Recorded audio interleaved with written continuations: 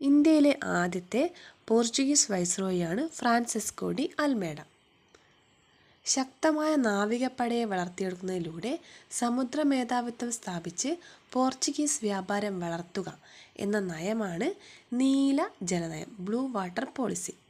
ഈ നീല ജലനയം നടപ്പിലാക്കിയ പോർച്ചുഗീസ് വൈസ്രോയിയാണ് ഫ്രാൻസിസ്കോ ഡി അൽമേഡ. അടുത്തത് അൽബുക്കർക്ക്, 1509 മുതൽ 1515 വരെ. ഇന്ത്യയിലെ രണ്ടാമത്തെ പോർച്ചുഗീസ് വൈസ്രോയിയാണ് അൽബുക്കർക്ക്. ഇന്ത്യയിൽ പോർച്ചുഗീസ് സാമ്രാജ്യത്തിൻ്റെ സ്ഥാപകനായി അറിയപ്പെടുന്നതും ഇന്ത്യയിൽ പോർച്ചുഗീസ് കോളനിവൽക്കരണത്തിന് നേതൃത്വം നൽകിയ വ്യക്തിയും കൂടിയാണ് അൽബുക്കർക്ക്. ഇന്ത്യയിലെ രണ്ടാമത്തെ പോർച്ചുഗീസ് വൈസ്രോയാണ് അൽബുക്കർക്ക്. കോഴിക്കോട് നഗരം ആക്രമിച്ച പോർച്ചുഗീസ് വൈസ്രോയാണ് അൽബുക്കർക്ക്.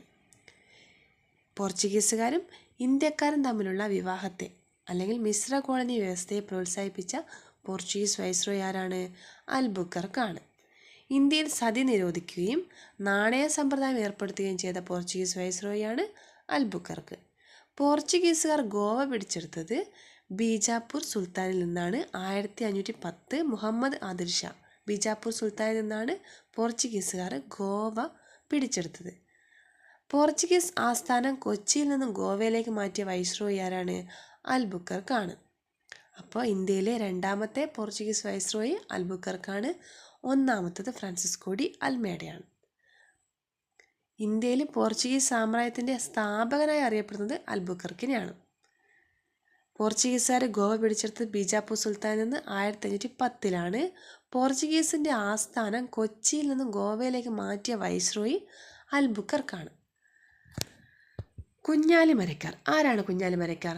കോഴിക്കോട് ഭരണം നടത്തിയിരുന്ന സാമൂതിരിമാരുടെ നാവികപ്പടയുടെ തലവന്മാരാണ് കുഞ്ഞാലി മരക്കാർ. കുഞ്ഞാലി മരക്കാർമാരുടെ ആസ്ഥാനം എവിടെയാണ്? വടകരയ്ക്കടുത്തുള്ള പുതുപ്പണത്തെ മരക്കാർ കോട്ട. കോഴിക്കോട് ജില്ലയിലെ വടകരയ്ക്കടുത്തുള്ള പുതുപ്പണത്തെ മരക്കാർ കോട്ടയാണ് കുഞ്ഞാലി മരക്കാരുടെ ആസ്ഥാനം.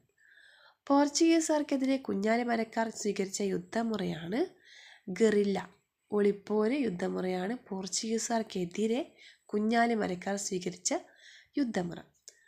കുഞ്ഞാലി 1 എങ്ങനെയാണ് അറിയപ്പെടുന്നത്? കുട്ടിയലി. കുഞ്ഞാലി 2 കുട്ടിപ്പോക്കറലി.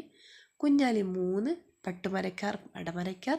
കുഞ്ഞാലി 4 എന്നിങ്ങനെ 4 കുഞ്ഞാലി മരക്കാർ ഉണ്ടായിരുന്നു. കുഞ്ഞാലി മരക്കാർ ആരാണ്? കോഴിക്കോട് ഭരണം നടത്തിയിരുന്ന സാമൂതിരിമാരുടെ നാവികപ്പടയുടെ തലവന്മാരാണ് കുഞ്ഞാലി മരക്കാർ. പോർച്ചുഗീസുകാർക്കെതിരെ ഇവർ ഗറില്ല യുദ്ധമുറയാണ് സ്വീകരിച്ചത്.